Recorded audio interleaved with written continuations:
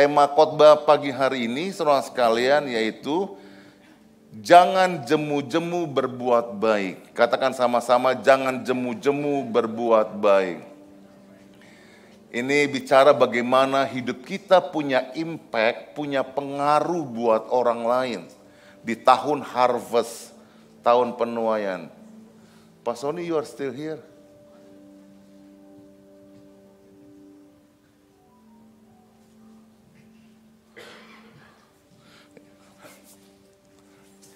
Jemu-jemu artinya, saudara sekalian,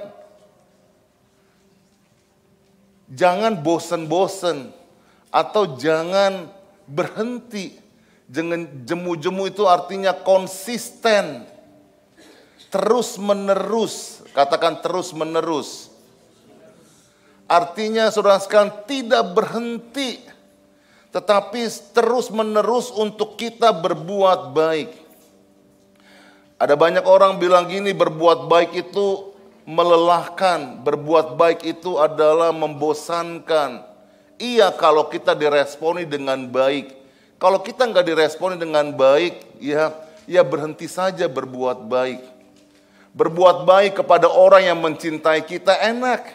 Tapi berbuat baik dengan orang yang mengkhianati kita, berbuat baik dengan orang yang ngomongin kita, berbuat baik dengan seseorang yang tidak meresponi dengan baik itu sangatlah melelahkan buat kita semuanya. Tetapi kebenaran firman Tuhan dalam Galatia pasal 6 ayat yang ke-9 kita baca sama-sama 1, 2, Galatia 6 ayat yang ke-9, 3, 4. Janganlah kita jemu-jemu berbuat baik, karena apabila sudah datang waktunya kita akan menuai jika kita tidak menjadi lemah. Karena itu selama masih ada kesempatan bagi kita, marilah kita berbuat baik kepada semua orang, tetapi terutama kepada kawan-kawan kita seiman. Katakan amin. Karena pada waktu yang tiba nanti kita akan menuai. Katakan kita akan menuai. Mari kita lihat dalam bahasa Inggrisnya, ya. Let us not become weary in doing good, for at the proper time. Katakan proper time. We will reap a harvest if we not give up. Ini menyerah. Dalam terjemahan yang lain dikatakan pingsan, saudara sekalian. Ya. Jadi janganlah kita menjadi lemah letih. Weary itu lemah. Lemah itu kan sebetulnya normal ya, orang bekerja lemah letih ya. Tapi Tuhan bilang bahwa kita terus menerus untuk berbuat baik, menabur perbuatan baik kita. Katakan menabur perbuatan baik kita. Orang yang menabur pasti akan menuai. Katakan yang menabur pasti menuai. Ya. Therefore, as we have opportunity. Semua bilang opportunity. Semua bilang kesempatan. Let us do good to all people. Katakan to all people. Bilang, lihat kiri kanan saudara sekalian ya. Kirimu ada istrimu, ada suamimu, ada temanmu. Ya itu termasuk saudara sekalian. Aduh Pak, saya udah capek sama istri saya Pak. Ya, aduh Pak, saya udah capek sama suami saya Pak. Aduh Pak, saya udah capek sama anak-anak saya Pak. Ya, aduh Pak, saya udah capek dengan teman-teman saya. To all people. All people adalah orang yang begitu kita bilang selamat pagi, dia bilang selamat pagi juga. Tapi ada orang juga yang kita bilang good morning, gitu. Atau kita bilang good morning dengan smile, dia cemberut saja saudara sekalian. Kita diberikan habit kebiasaan di Amerika ini untuk sapa sama orang. Coba kalau kita di Indonesia, udah satu lift sama-sama saudara sekalian. Udah cium bau keteknya saudara sekalian. Ya. Udah cium saudara sekalian bau duriannya. Ya, habis makan durian gitu ya, masuk ke lift. Tapi enggak selamat pagi, selamat siang, selamat sore, ya. Padahal kita sering diajarin di sekolah, selamat pagi Bu, selamat pagi Pak, selamat pagi semua. Belajar nggak lagu itu? Kalau saudara tahu berarti umurnya saya udah tahu saudara sekalian. Karena Joe sama Sandy dia nggak tahu lagu itu. Dia nggak nyanyi tadi, ya kan? Tapi mamanya nyanyi, berarti saya tahu. Mamanya tahu umur mamanya, ya kan? Tapi kita dibuat cuek-cuek saja, saudara sekalian. Cuek-cuek di rumah kita, cuek-cuek di mobil, cuek-cuek di bus, ya, cuek-cuek di tempat pekerjaan. Tapi kita sampai di Amerika, kita dilatih sama-sama untuk punya kebiasaan menyapa orang lain, menyapa teman kita, guru kita, dan lain sebagainya. Coba tanya istri saya tadi pagi, saya bilang good morning gak sama istri saya? Hah? Tuh, dengar gak? Apa dia bilang? Ya. Keluar dari restroom ya, terus saya bilang good morning Han, dia sapa good morning gitu ya. Tapi saya lupa good morning Han juga apa enggak. Iya. Nah, next, the devil is trying to frustrate you ya. Iblis itu mencoba untuk memberikan frustrasi kita sebab dia tahu he knows God's going to help you win. Dia selalu memberikan intimidasi, mencoba untuk kita, yang mencobai kita, mengintimidasi kita karena dia tahu kita ini akan selalu keluar menjadi umat pemenang. Yang percaya katakan amin. Apapun namanya battle itu, apapun namanya peperangan itu, perjuangan finansial, perjuangan family, perjuangan apalagi masalah emosional, ya masalah mental health, masalah apalagi everything problem dalam hidup ini. Iblis tahu kita itu adalah keluar sebagai pemenang. Katakan saya keluar sebagai pemenang. Bilang kiri kanan ente juga. Ya, ngana juga, bilang ngana juga. Ya, ngana ente ya. Apalagi? Hah? Lu, bilang lu. Orang Jawa, orang Jakarta. Ya, apalagi orang Jawa bilang apa? Kowe. Ya. Bilang kiri kanan sama-sama, kowe akan keluar sebagai pemenang. Untuk itu kalau kita sudah punya pengharapan bahwa kita akan keluar sebagai pemenang, Jesus my living hope. Katakan Jesus is my living hope. Ya, do you know? Ini kalau yang ngomong Pak Abeng asik ini. Do you understand? Ya, yes, ya Pak Abeng ya. Ya, Jesus is my living hope. Ya, Yesus adalah pengharapan buat kita. Katakan sama-sama, Yesus adalah jiwaku. Yesus pelepas jiwaku. Yesus pelepas dosaku. Maaf. Dia pohon selamat. Ku Yesus. Yang tahu lagu ini saya tahu umurnya berapa. Tapi lagu ini ternyata buat anak-anak muda juga dinyanyikan juga saudara sekalian sampai hari ini. Karena lagu-lagu hymn itu seperti minggu lalu saya sampaikan ya. lagu-lagu him yang terus sampai anak cucu kita. Aku bernyanyi bahagia, Jesus my assurance ya. Blessed assurance. Nah, untuk itu kalau kita tahu kita akan menang, keep going. Katakan amin. Katakan keep going. Ya, selalu pemain football ditanya, ya, bagaimana untuk hari ini?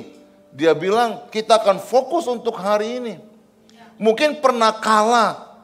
Saudara sekalian, Eagles pernah kalah. Menang sekali, pertama kali menang ya Fred, di mana dia main sama apa? Pertama kali dia main di mana? Season ini di Jerman apa di mana tuh? Di Brasil ya. Dia menang, tapi nextnya dia kalah kalau nggak salah. Tapi mereka selalu bilang begini, how about this game? This game kita mau fokus, kita mau menang. Jangan ingat-ingat yang lampau. Kita lihat ke depan. Kita akan menang bersama dengan Tuhan. Bilang kiri kanan, jangan ingat-ingat nganape belakang. Ya.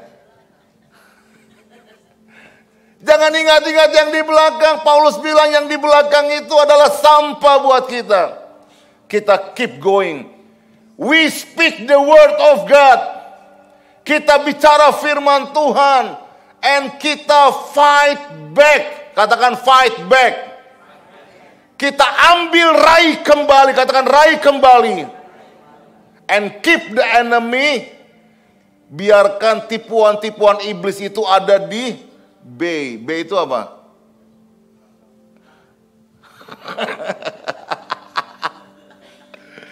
Ini Google Translate dari mana ini? B itu apa? Hah? Ada di, taruhlah di air gitu ya, bukan di belakang. Taruh di laut, di B. Makanya di San Francisco ada yang dibilang Bay Area. Daerah tepian laut gitu ya, kota daerah tepian laut.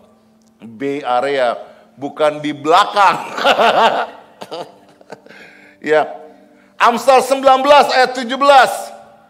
Kita baca sama-sama. 1, 2, 3. Siapa belas kasihan kepada orang yang lemah, memiotangi Tuhan yang akan membalas.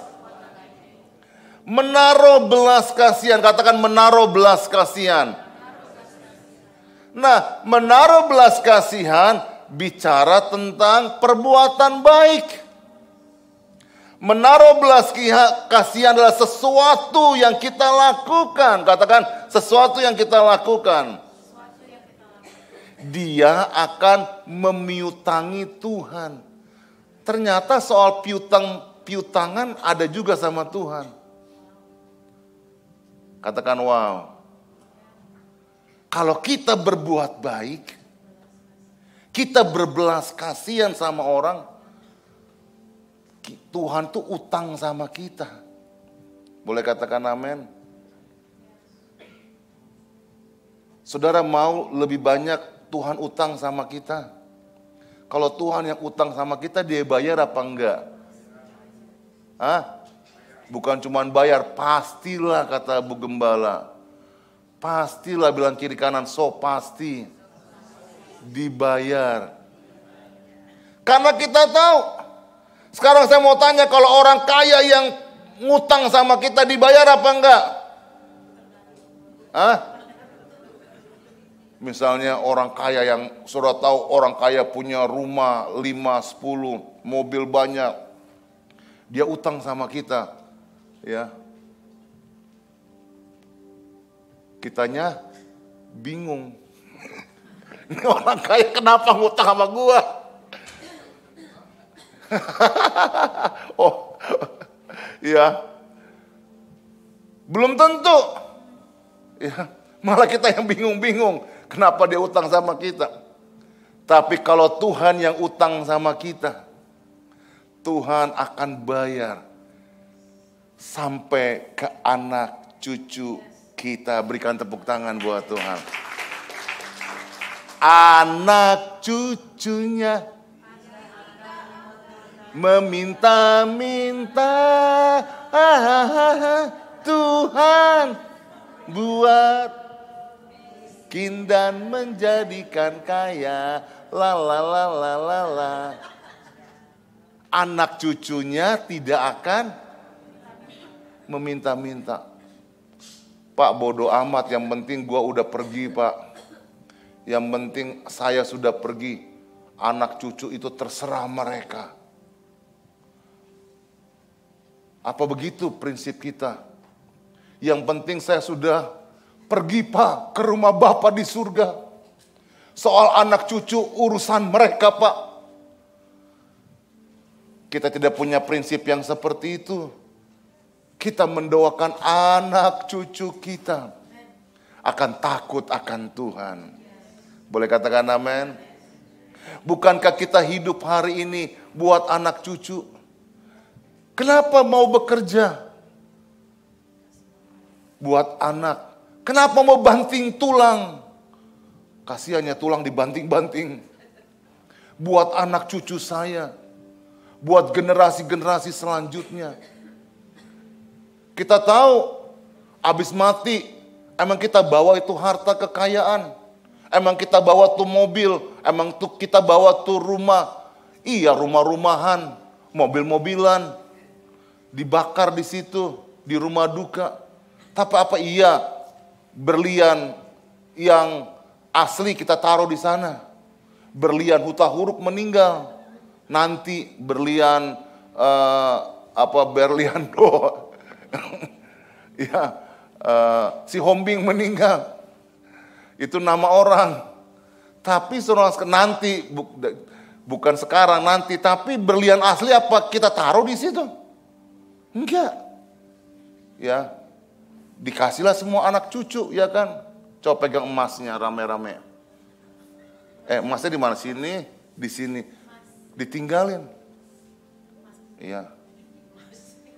Mas Gatot bagaimana? Mas Budi bagaimana? Ya. Mas Freddy bagaimana? Mas Reki. Ya. Orang yang baik hati akan diberkati karena ia membagi rezekinya dengan si miskin.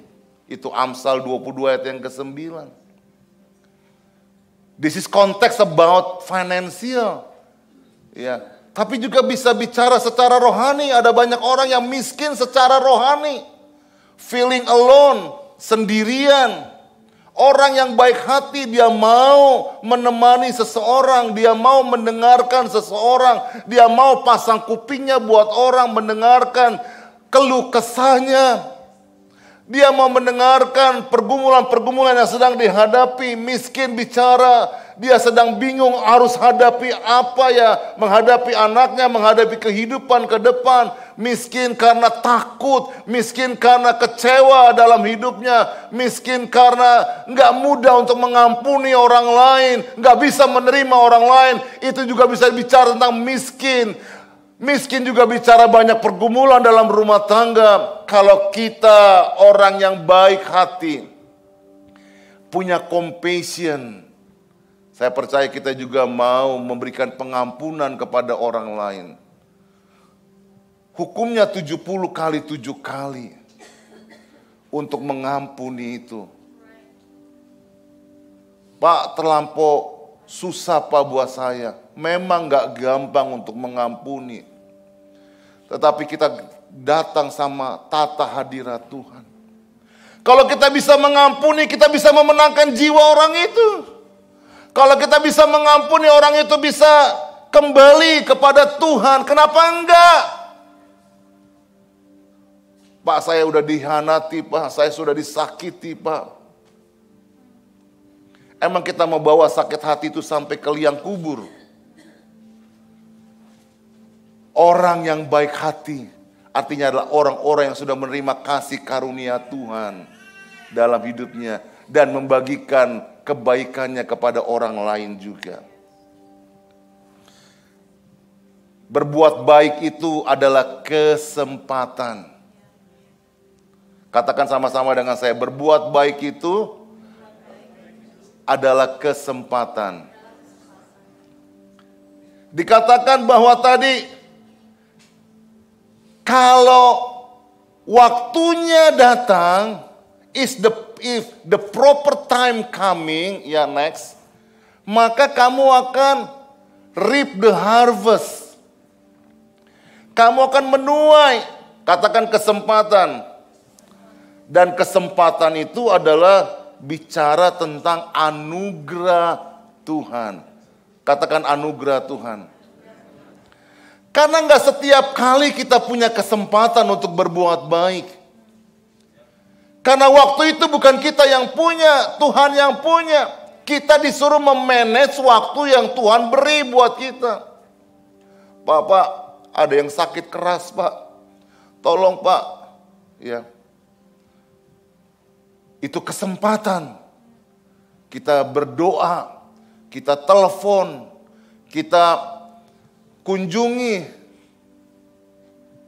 Kita berikan kata-kata penghiburan, kekuatan buat dia. Karena ada banyak orang juga takut mati ternyata. Udah ngalamin yang namanya hidup di ujung tanduk. Nggak mati-mati. Ya. Ketika saya tiba, mama saya sudah dalam keadaan yang terkapar. Di pesawat saya bilang sama Tuhan dalam doa, Tuhan, kalau Tuhan izinkan saya bisa ketemu dan ngomong sama mami. Saya datang hari itu, saya langsung pergi ke rumah sakit dan mami sudah di ruangan ICU dan sudah terkapar, saudara sekalian. Saya bersyukur saya bisa memuji, menyembah Tuhan. Dan saya bilang sama mami saya, Mami, kalau mami mau pergi, silakan sesuai dengan kehendak Tuhan. Dan akhirnya besoknya, dan saya bersyukur saya dengan papa saya di kamar berduaan bisa melihat mami pergi. Ada banyak orang-orang yang mau meninggal susah, saudara sekalian. Hidup itu sebuah kesempatan. Berbuat baik sebuah kesempatan. Ada waktu kita diberikan sama Tuhan kesempatan, lakukan sebaik-baiknya. Aduh, tolong dong, ada yang jatuh nih di pabrik. Saudara langsung lihat apa yang terjadi. Lakukan sesuatu yang kita bisa lakukan. Doakan dia, Tuhan Yesus tolong teman yang sedang jatuh. Atau teman yang sedang curhat dengan kita. Mungkin kita bilang, bolehkah saya berdoa buat kamu?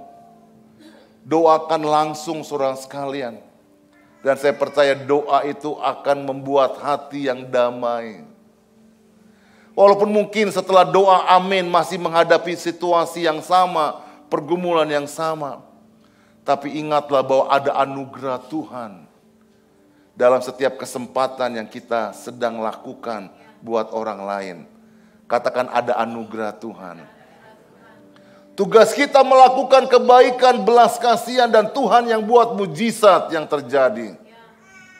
Hidup ini adalah kesempatan, semua sama-sama. Hidup ini untuk melayani Tuhan. Jangan sia-siakan yang Tuhan beri. Hidup ini jadi berkat. Sama-sama angkat tanganmu. Oh Tuhan,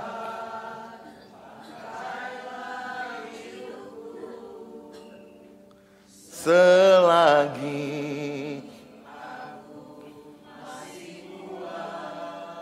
bila saatnya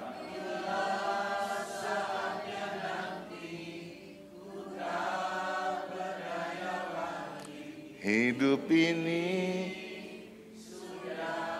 jadi berkat. Amin. Berikan tepuk tangan buat Tuhan. Shalom, selamat pagi, apa kabar hari Minggu, itu berbuat baik. Melayani di depan, menyanyi, memainkan musik, itu perbuatan baik yang kita lakukan. Melayani, serving adalah perbuatan baik. Ya, teman-teman di media, para penari mempersiapkan dari pagi, saudara sekalian bangun pagi-pagi. Ya, mungkin berat buat mereka, tapi ya mereka harus sacrifice. Anak-anak muda pagi-pagi bangun. Itu adalah serving, melayani. Dan itu sebuah kesempatan, karena ada kesempatan yang akan hilang, yang tidak akan bisa diraih kembali. Yohanes 6 ayat yang ke-6 kita baca sama-sama, 1, 2, 3. Ketika Yesus memandang sekelilingnya dan melihat bahwa orang banyak berbondong-bondong datang kepadanya, berkatalah ia kepada Filipus, "Di manakah kita akan membeli roti supaya mereka ini dapat makan?" Seorang dari murid-muridnya, yaitu Andreas, saudara Simon Petrus, berkata kepadanya, "Di sini ada seorang anak yang mempunyai 5 roti jelai dan 2 ikan, tetapi apakah artinya itu untuk orang sebanyak ini?" Ada 5.000 laki-laki plus istrinya plus anaknya, total semuanya mungkin sekitar hampir 15.000 di Mount of Beatitude.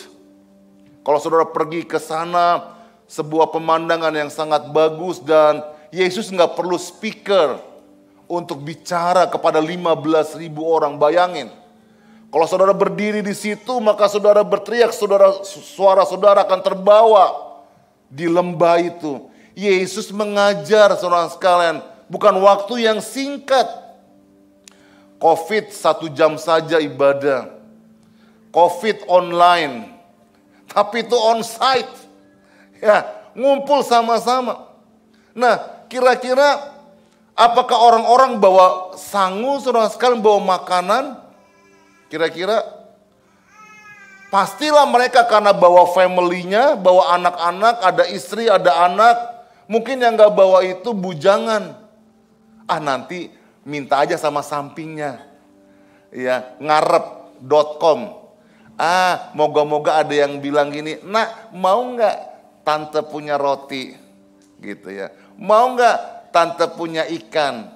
Tapi yang ibu-ibu pasti sudah memikirkan buat anaknya, buat suaminya. Tetapi Andreas berjumpa dengan seorang anak. Bagi anak ini adalah sebuah kesempatan. Anak laki-laki ini, sehingga terkenal di Indonesia dengan roti boy. Ya, ada itu roti boy di Indonesia. Ya, roti daripada seorang anak kecil ini. Saya nggak tahu itu roti boy ownernya siapa. Ya, mungkin dapat inspirasi dari sini. Anak ini punya kesempatan untuk bisa memberi. Kenapa yang lain tidak memberikannya? Apakah Andreas tidak berjumpa dengan orang-orang yang lain? Tapi anak ini memberikan kesempatan untuk memberi, berbuat baik. Apakah anak ini tahu bahwa Yesus akan buat mujizat? Tetapi ketika Andreas minta roti tersebut, maka dikasih 5 roti jelai dan 2 ekor ikan. Sementara murid-muridnya berkata, "Apakah artinya untuk orang sebanyak ini?" Kadang-kadang kita suka underestimate. Apalah saya bukan pendeta, saya pendoti, saya pendekar. Kalau doa saya sih gak manjur. Emang dukun? Saya gak bisa berdoa. Aduh, malu. Saudara gak bisa berdoa, cuma bilang dalam nama Yesus. Ya, dalam nama Yesus. Dalam nama Yesus. Makin keras aja saudara sekalian suaranya. Ya kan, kalau semakin keras kan bolis takut ya. Aida, si bolis lari kau. Dalam nama Yesus. Bolis itu setan bahasanya Aida ya. pergi.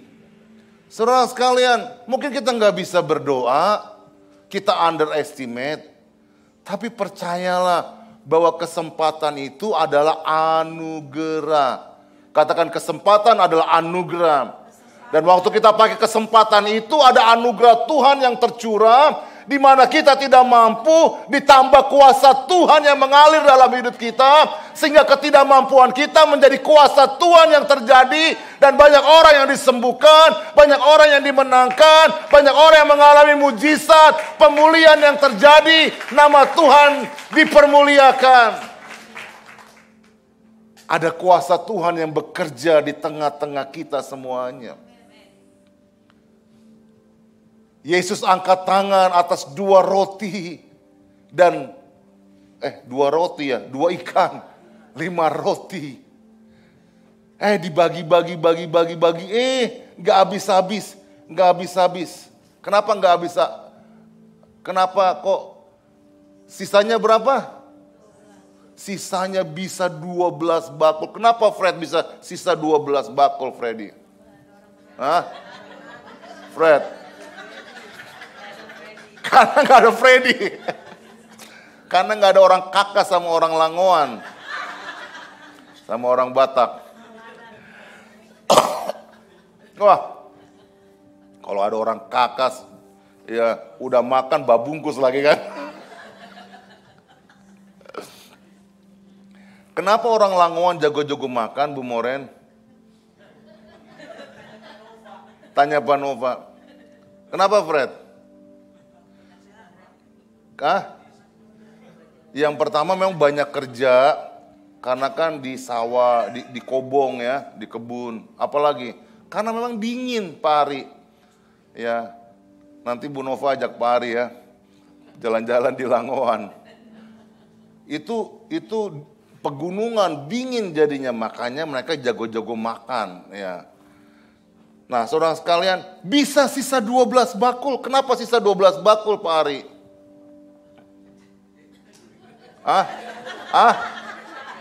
Oh tadi ya karena nggak ada orang Langoan ya, sama orang Kakas. Pak Ari cuma yang langsung bilang gak ya karena itulah. Tapi itu gak ada di Alkitab Pak.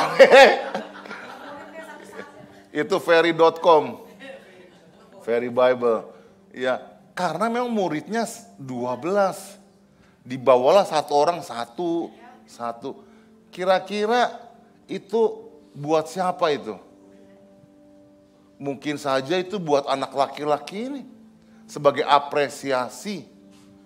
Jadi kita jangan takut untuk berbuat baik. Aduh Pak, kita udah berbuat baik tapi nggak pernah menuai Pak. Aduh kita udah berbuat baik tapi ya bisnis begini-begini aja Pak. Aduh Pak udah berbuat baik. Saudara sekalian, Alkitab bilang gini, jangan jemu-jemu karena ada waktunya kita akan menuai. Waktunya bukan waktunya manusia, waktunya adalah waktunya Tuhan. Kita hanya lakukan terus mengampuni dan mengampuni. Kita terus mendoakan dan mendoakan. Kita terus saudara sekalian melakukan belas kasihan kepada banyak orang. Dan waktunya nanti kita akan menuai. Berikan tepuk tangan buat Tuhan. Hidup kita ini bukan kita sendiri saja, tapi kita punya anak, kita punya cucu, dan kita punya cece, saudara sekalian. Mungkin gak waktunya kita, tapi ada waktunya anak kita. Kemarin saya teleponan dengan seseorang, dia bilang, dia tanya tentang keluarga saya dengan anak saya. Dan lain sebagainya. Dia bilang begini, bahwa Fer, kamu tahu, itu karena kamu, karena kesetiaan kamu dalam melayani Tuhan. Saya pikir-pikir iya. Terus apa yang kita lakukan hari ini, kita akan lihat kepada anak, kita akan lihat kepada cucu, kepada cicit kita. Boleh katakan amin? Berbuat baik itulah sebuah kesempatan. Mother Teresa pernah bilang begini, not all of us can do great things, but we can do small things with great love. Ada hal yang kecil, mungkin gak seperti murid-muridnya bilang, buat apa ini? 5 roti 2 ekor ikan. Buat anak laki-laki ini aja mungkin udah gak cukup itu. Lapar berat itu anak laki-laki itu.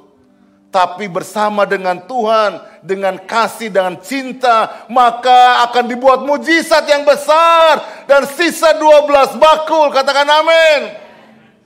Mari lakukan walaupun yang kecil saudara sekalian di sekitar kita. Dan Alkitab bilang buat semua orang, teristimewa buat orang-orang seiman. Orang-orang yang sesama satu komunitas dalam gereja Tuhan. Kalau kita dalam gereja Tuhan bisa saling memperhatikan satu sama lain, akan menjadi gereja yang luar biasa. Boleh saling mencintai, boleh saling mengasihi satu sama lain. Boleh katakan amin. Bilang kiri kanan, samping kiri kanan, bilang gini, ku kasihi kau dengan kasih. Bilang, tunjuk. Sama-sama katakan, ku kasihi kau. Ku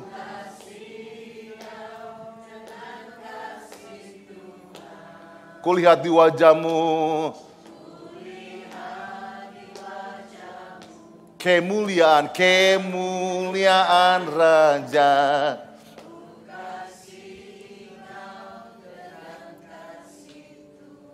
Katakan amin. Selanjutnya berbuat baik itu adalah sebuah usaha. Berbuat baik itu sebuah inisiatif. Katakan berbuat baik itu sebuah usaha. 3, 4. Sebuah inisiatif. Jadi ada sesuatu yang dikerjakan, dilakukan. Ada inisiatif. Kalau inisiatif artinya waktu engkau bangun pagi, selain Tuhan terima kasih buat pagi hari ini, engkau berinisiatif. Engkau mau melakukan kebaikan kepada siapa ya? Tuhan tunjukkan kepada aku mau berdoa buat siapa ya? Aku mau telepon siapa ya? Karena berbuat baik itu adalah sesuatu usaha yang perlu disengaja, perlu dilakukan. Inilah hidup yang berdampak di tahun harvest ini. Di mana kita bisa mendoakan orang lain, kita bisa membuat kebaikan kepada orang lain. Lukas 6 ayat yang ke-32, kita baca sama-sama 1, 2, 3. Dan jikalau kamu mengasihi orang yang mengasihi kamu, apakah jasamu? Karena orang-orang berdosa pun mengasihi juga orang-orang yang mengasihi mereka. 3. Sebab jikalau kamu berbuat baik kepada orang yang berbuat baik kepada kamu, apakah jasamu? Orang-orang berdosa pun berbuat demikian.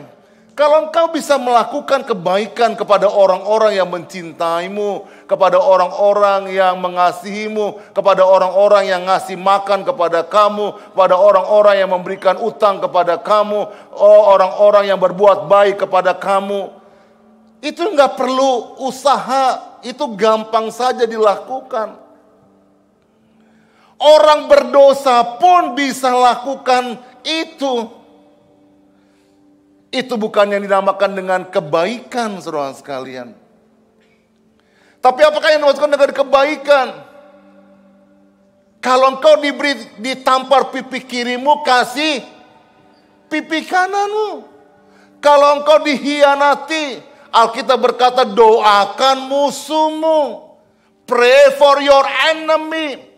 Itu baru yang disebutkan dengan orang-orang yang mengasihi, orang-orang yang cintakan Tuhan, yang melakukan seperti apa yang Yesus terima.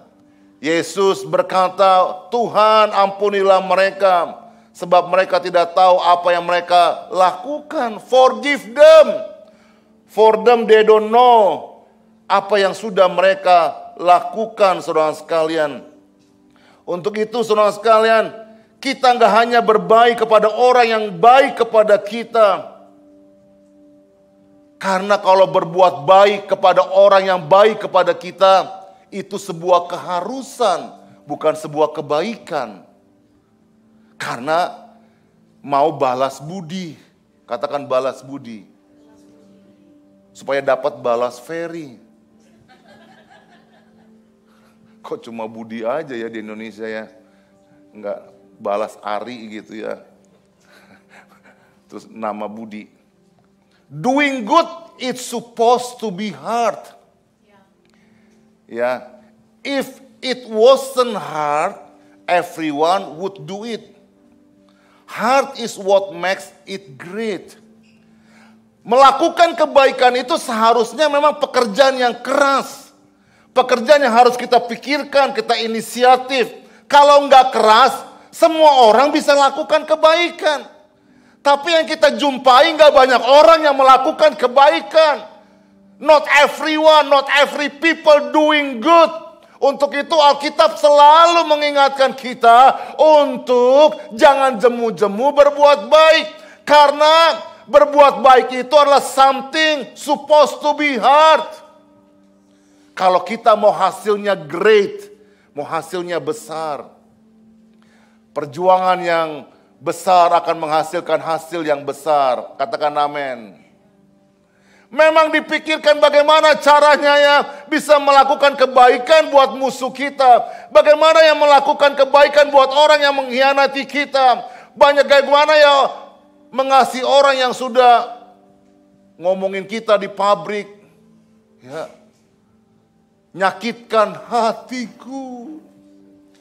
Sakitnya di mana? Di sini. Tapi saya percaya bersama dengan Tuhan kita bisa. Perjuangan kita belum sampai titik darah penghabisan, mencucurkan darah, kata surat Ibrani. Pasal yang ke-12. Apakah kita dengan dihianati, disakiti kita sudah berdarah-darah? Itu cuma lagu kali ya, atau cuma pepatah, belum berdarah-berdarah. Yesus sudah berdarah-berdarah. Dicemeti, dikasih mahkota duri. Tapi dia masih bilang, Tuhan ampuni mereka, karena mereka nggak tahu apa yang mereka perbuat. You can touch the whole world if you are willing to pay the price. Kita akan menjamah dunia ini, kita akan menjamah hati seseorang. Memenangkan hati seseorang. Membawa mereka, menarik mereka kepada jalannya Tuhan. Kalau kita punya pengampunan. Kita mau kerja keras, berpikir. Memang gak gampang. Tapi saya percaya kalau kita mau melakukan kebaikan selalu ada jalan yang Tuhan beri. Ibrani 13:16 berkata, dan janganlah kamu lupa untuk berbuat baik. Baca sama-sama 3, 4. Dan memberi bantuan. Sebab korban-korban yang demikianlah yang berkenan kepada Allah. Janganlah kamu lupa. Kita manusia suka lupa. Lupa di mana rumah kita. Lupa bini kita. Ya. Tapi semua kita mengasihi istri dan suami, anak-anak, keluarga kita. Amin. Mengasihi komunitas kita, keluarga IBC. Karena itu adalah korban yang demikian yang berkenan kepada Allah. 1 Petrus 3:17. Kita baca sama-sama. 1, 2, 3. Sebab lebih baik menderita karena berbuat baik. Memang berbuat baik itu perjuangan. Ya, perjuangan. Menderita itu berbuat baik sebuah perjuangan, penderitaan. Tapi baiklah, dikatakan lebih baik menderita karena berbuat baik jika hal itu dikehendaki Allah. Tuhan, bagaimana caranya ya aku bisa mengampuni orang yang menyakitkan aku? Tuhan, bagaimana caranya ya untuk bisa mengasihi anak-anakku yang kacau balau? Tuhan, bagaimana bisa mengasihi suamiku ya Tuhan? For it is better if it is God's will to suffer for doing good than for doing evil. Terakhir, berbuat baik di dalam ketulusan. Katakan sama-sama, berbuat baik dalam ketulusan. Tuhan melihat sincerity kita, ketulusan kita, saudara sekalian. Walaupun mungkin engkau berkata, Pak udah capek Pak. Terus dengan orang yang sama, Pak udah capek dengan suami yang sama, dengan istri yang sama. Pak, udah capek dengan anak-anak yang sama, Pak. Dengan situasi yang sama, Pak. Tapi saya percaya ketika engkau lakukan kebaikan dengan ketulusan hatimu, ada tuaian yang akan kita dapatkan dan kita raih.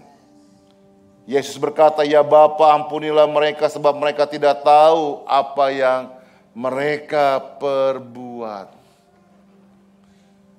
Kadang-kala ada manusia yang gak tahu yang mereka perbuat, kita perlu ingatkan.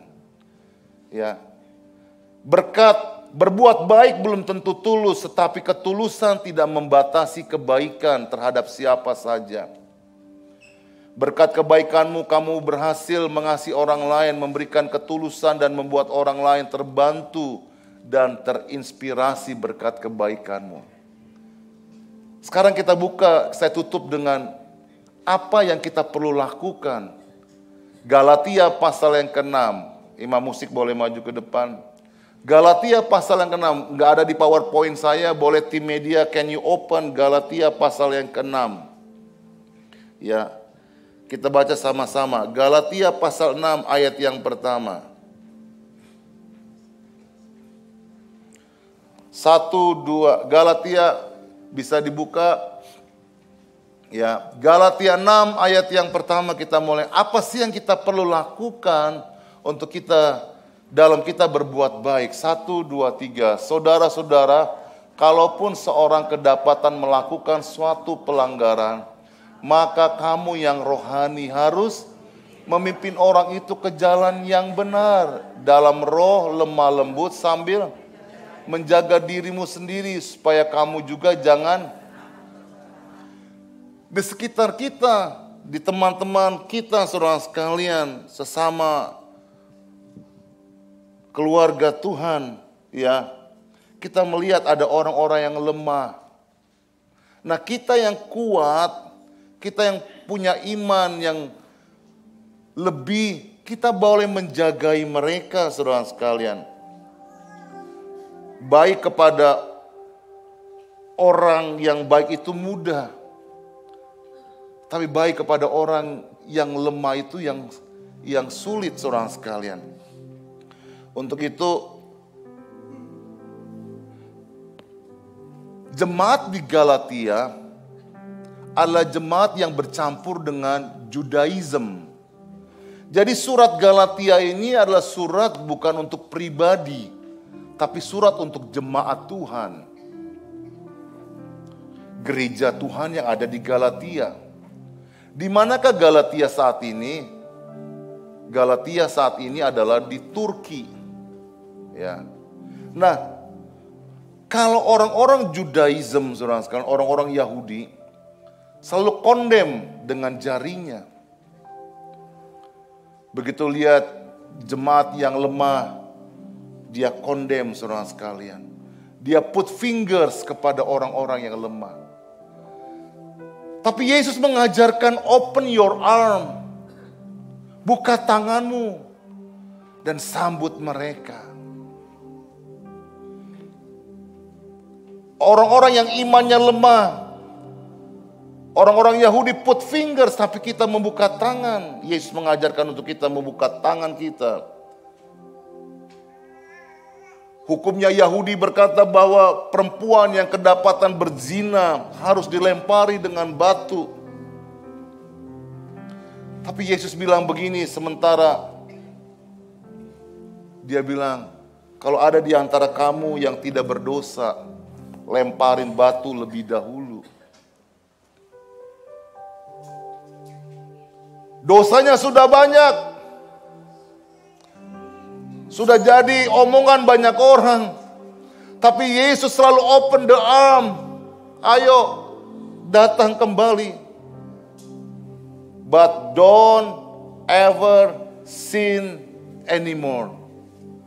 Jangan berbuat dosa lagi. Itu yang disampaikan oleh Yesus. Dengan dia buka tangan. Apakah keluarga IBC rindu untuk membuka tangan kita buat mereka, saudara sekalian? Hukum kasih Kristus adalah hukum of love, law of hope. Kita spread the love of joy, the love of peace. Make people happy begitu mereka datang ketemu dengan kita. Bukan mereka happy kalau kita pergi, saudara sekalian. Beda kan ya? Mereka happy, wih ada yang datang. Tapi ada juga, wih happy kalau kita pergi. Biarlah banyak orang senang berjumpa dengan kita. Ayat yang kedua, Galatia 6 ayat yang kedua. Ya, can you open? Baca sama-sama, 1, 2, 3. Bertolong menanggung bebanmu. Demikian kamu memenuhi beban. Ya, terus number 3. Ayat yang ketiga, sebab kalau seorang menyangka bahwa ia berarti padahal ia sama sekali tidak berarti, ia 4, ayat yang keempat. Baiklah tiap-tiap orang menguji pekerjaannya sendiri, maka ia boleh bermegah melihat keadaannya sendiri dan bukan melihat keadaan orang lain. Yang kelima, sebab tiap-tiap orang akan memikul tanggungannya sendiri. Nah, tadi dibilang ayat yang kedua, bertolong-tolonganlah kamu untuk menanggung bebanmu. Tapi di sini dibilang tiap-tiap orang harus apa? Memikul. Jadi gini saudara sekalian, ini dua bahasa yang berbeda. Yang pertama itu adalah beban yang kecil. Kalau beban yang kecil kamu bisa pikul sendiri. Tapi ayat yang kedua itu bertolong-tolonganlah kamu, itu bicara beban yang besar. Beban yang kita lihat orang lain sendiri, orang lain kita lihat dia nggak bisa pikul sendiri. Kalau kita udah lihat orang itu nggak bisa pikul sendiri, masa kita pura-pura kagak lihat? Orang Samaria rubuh, imam jalan cuekin, pendeta jalan cuekin, ya orang Farisi jalan cuekin. Tapi ada orang yang baik hati, murah hati. Nah ayat yang kedua, bertolong-tolonganlah kamu, artinya gini, yuk lihat bebannya orang yang sudah besar, kita tolong sama-sama. Tapi ada waktunya juga, bebannya kecil, dia bisa pikul sendiri. Bagaimana kita bisa berbuat baik dalam komunitas, dalam gereja Tuhan? Karena Alkitab berkata tadi, Galatia 6, berbuatlah baik untuk semua orang, teristimewa kepada orang-orang seiman. Artinya orang-orang yang engkau kenal dalam gereja Tuhan. Jadikan IBC menjadi keluarga yang dimana kita bisa saling tolong menolong. Bukan saling menunjuk, bukan saling menuding dengan jari kita saudara sekalian. Tapi kita saling menolong dengan kasih. Memang perlu kerja keras. Tiap pagi doa, selamat pagi, good morning Holy Spirit. Tuhan berikan aku mata yang bisa melihat sehingga aku bisa memberikan kasih aku kepada orang lain hari ini. Tuhan berikan aku telinga untuk mendengarkan keluhan dari orang lain. Supaya aku bisa jadi solusi buat orang lain. Jadi berkat buat orang lain. Bukankah itu kerinduan kita dalam dunia ini yang cuma 70 tahun ini. 80 tahun udah dengan kesulitan, kesusahan. Karena sakit penyakit. Mari kita bersama-sama menjadi keluarga yang terus mau berbuat baik.